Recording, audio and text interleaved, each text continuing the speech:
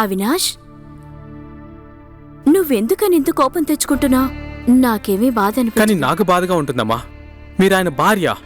ఒక భర్తగా ఆయన మిమ్మల్ని జాగ్రత్తగా చూసుకోవాలి కదా. మిమ్మల్ని గౌరవించాలి, ప్రేమగా ఉండాలి.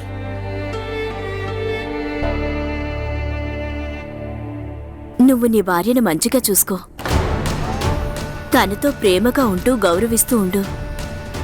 పెళ్లిలో వేసే 7 ప్రమాణాలని నిర్వర్తించు.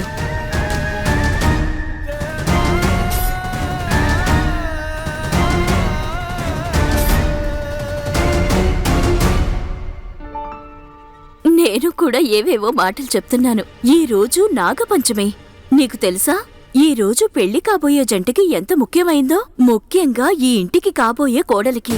ఒక్కసారి ఈ పూజ అయ్యిందంటే నీ పెళ్లి కూడా వైభవంగా జరుగుతుంది.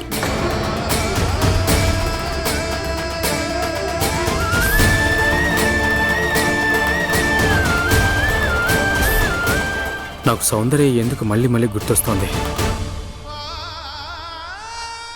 అమ్మా, నేను సంతోషంగా ఉన్నాను. సంతోషం ఎందుకంటే నీకు డాక్టర్ బాబు లాంటి మంచి భర్త దొరికాడు. బలవంత పెళ్లి జరిగినా కూడా ఆయన నీ చెయ్యి వదల్లేదు. నీ భార్య చేతిని ఎప్పుడూ విడిచిపెట్టొద్దు. ఎలాగైతే శివపార్వతులు ఎప్పుడూ కలిసుంటారో, నీ పెళ్ళయ్యాక మీరిద్దరూ కూడా ఎప్పుడూ కలిసుండడానికే ప్రయత్నించండి. పద, దీని గురించి ఆలోచించకుండా త్వరగా పూజకి సిద్ధం అవ్వాలి. పద.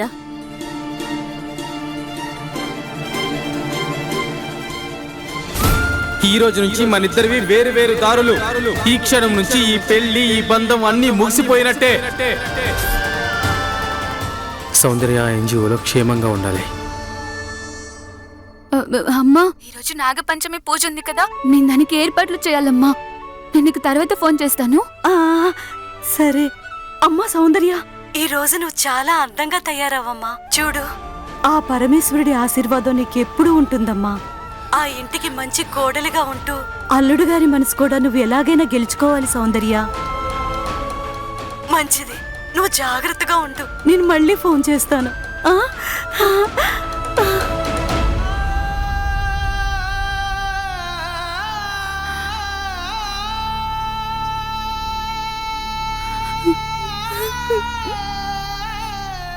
ఏ అమ్మాయి, పని చేసినందుకు డబ్బులు ఇస్తాను, మాట్లాడినందుకు కాదు. సరిగ్గా చెయ్యి. నేను అదే చేస్తున్నాను. చెయ్యి.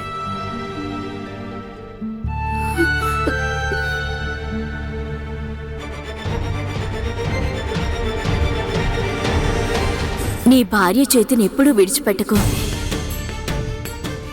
మీ ఊరికి తిరిగి వెళ్ళిపో సౌందర్య. ఈ పట్టణంలో నువ్వు ఒంటరిగా ఉండడం చాలా కష్టం. ఎలాగైతే శివపార్వతులు ఎప్పుడూ కలిసుంటారో, నీ పెళ్ళయ్యాక నువ్వు మా ఇంటి కోడలితో 100 ఏళ్లు కలిసుండడానికి మీరిద్దరూ ప్రయత్నం చేయాలి బాబు. ఈ రోజు నుంచి నీతో, మీ ఊరితో ఈ బలవంత పెళ్లితో ఎలాంటి సంబంధమూ లేదు. నాకు జరిగింది అన్యాయమే కావచ్చు, కానీ నేను చేసిన పని సరైందేనా? ఒక బలవంతపు పెళ్లిని పట్టించుకోకుండా, దాని గురించి ఎవరితోనూ చెప్పకుండా ఒక కొత్త పెళ్లిలో అడుగు పెడుతున్నాను. ఇది సరైందేనా?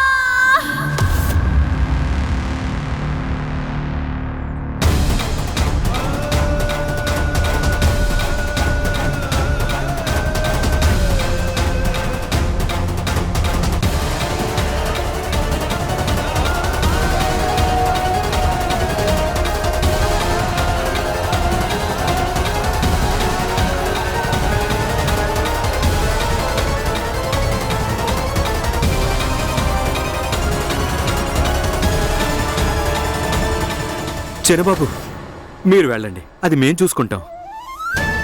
వెళ్ళండి బాబు, పూజకి సమయం అవుతుంది, త్వరగా వెళ్ళండి.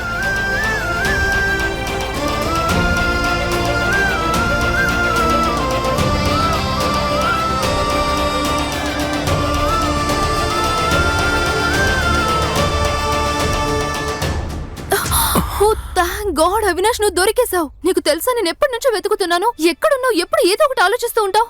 ఏం లేదు, అది నేను సరే అదంతా వదిలే, ఇది చెప్పు, నేను ఎలా ఉన్నాను? నీకు తెలుసా ఎంత కష్టంగా ఉంటుందో? ఐ మీన్ ఇలా మాటి మాటికి బట్టలు మార్చుకోవడం, ట్రెడిషన్, మేకప్, జ్యువెలరీ, ఇలా కమాన్ హాసిని, నువ్వు వీటిని ప్రాబ్లమ్స్ అంటున్నావా? నీ లైఫ్ లో ఉన్న పెద్ద ప్రాబ్లం అని దీన్ని అంటున్నావా? ప్రాబ్లం అంటే మనం నిస్సహాయతలో ఉన్నప్పుడు బలవంతంగా ఏదైనా చేయాల్సి వస్తుంది చూడు, దాని ప్రాబ్లం అంటారు. నీకు ఇష్టం లేని చేయమంటారు చూడు, దాన్ని ప్రాబ్లం అంటారు. ప్రాబ్లం అని దేన్ని అంటారంటే మనం దేని నుంచి అయినా దూరంగా వెళ్ళిపోవాలనుకుంటా కానీ వెళ్ళలేకపోతాం. సరిగ్గా నిద్రపోలేవు, లోపల నుంచి గిల్ట్ ఫీలింగ్ ఎప్పుడు బాధిస్తూనే ఉంటుంది. కళ్ళు మూసుకున్నావు అంటే మండపం కనిపిస్తుంది. 7 అడుగులు 7 ప్రమాణాలు ఇవే కనిపిస్తాయి, మొత్తం ఇవే కనిపిస్తాయి. అసలు పెద్ద ప్రాబ్లం ఏంటంటే పెళ్లి. ఒక్క నిమిషం అవినాష్, నీకు పెళ్ళంటే భయం లేదు కదా? మధ్యలోకి మన పెళ్ళి ఎందుకు వచ్చింది?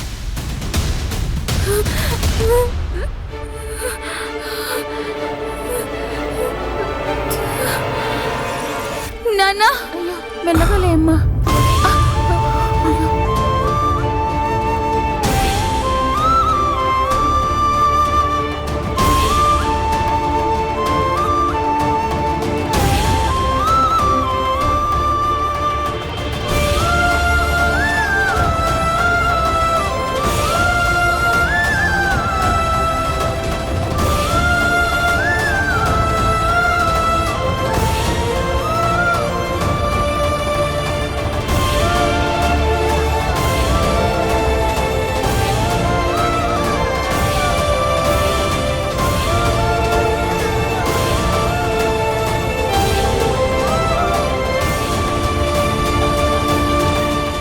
ఏమైందమ్మా?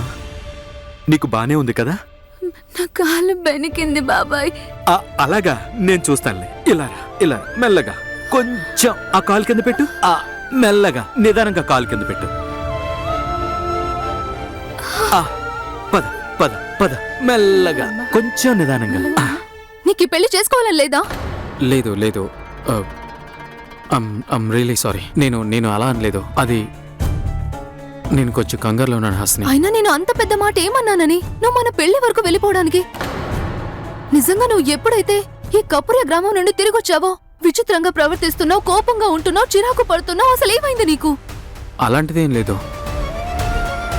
ఈరోజు చాలా మంచి రోజు, ఇంట్లో పూజ కూడా ఉంది. మనం వెళ్ళి దాన్ని చూద్దాం.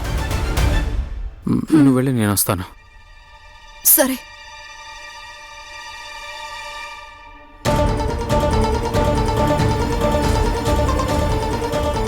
మెల్లగా మెల్లగా జాగ్రత్తగా చూసుకో. మెల్లిగా కూర్చో, జాగ్రత్తగా కూర్చో. జాగ్రత్తగా. వెనికింది బాబాయ్. ఆగు, నేను చూస్తాను. ఆగు, నీ కాలు చూపించు. ఏది నన్ను చూడండి. ఒక్క నిమిషం. బాబాయ్ నొప్పేస్తుంది. అయ్యో, ఏమీ కాలేదు. చూడు ఎలా నయం చేస్తాను. ఒక్క నిమిషం.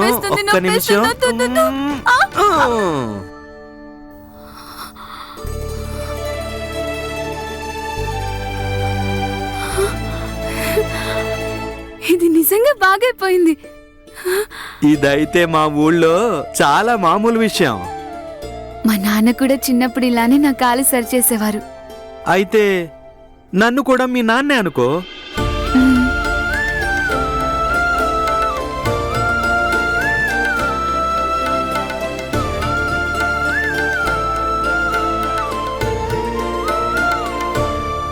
ఇంతకీ నీ పేరేంటో చెప్పమ్మా. నా పేరు రాము బాబాయ్. లోపలికి వెళ్ళండి, అమ్మగారు మిమ్మల్ని పిలుస్తున్నారు. ఇప్పుడే వస్తున్నా. సరే అమ్మా, మళ్ళీ వస్తాను. నువ్వు జాగ్రత్త మరి. సరే మళ్ళీ బాబాయ్. వస్తున్నా.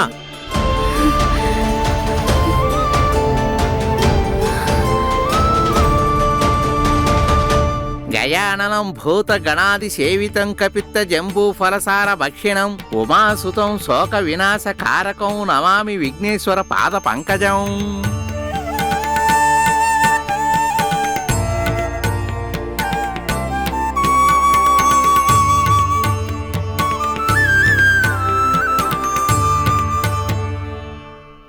సౌందర్య ఎక్కడున్నా క్షేమంగా ఉండాలి. అలాగే నాకు ఈ బలవంతపు పెళ్లి నుంచి విముక్తి కలగాలి. ఇదిగో ఈ రోజు నీ కూలీ డబ్బులు.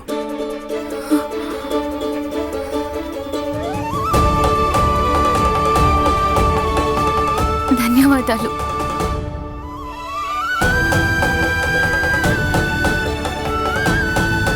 ధన్యవాదాలు మహాదేవా. ఈ నాగపంచమి రోజున మీ అనుగ్రహం కూడా లభించిందంటే ఈ సౌందర్య రోజు మంచిగా గడిచినట్టే. అయినా ఏం పర్వాలేదు, నాకు తెలుసు మీ ఆశీస్సులు ఎప్పుడు నాతోనే ఉంటాయి.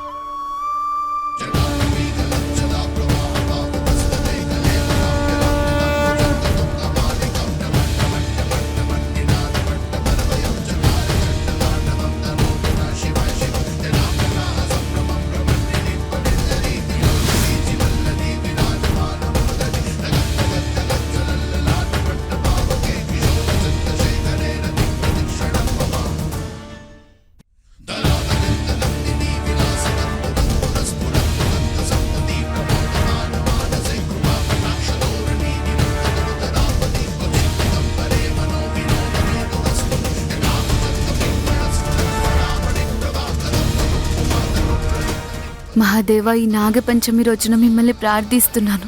అవినాష్ గారు ఎక్కడున్నా సరే ఆయన క్షేమంగా ఉండాలి.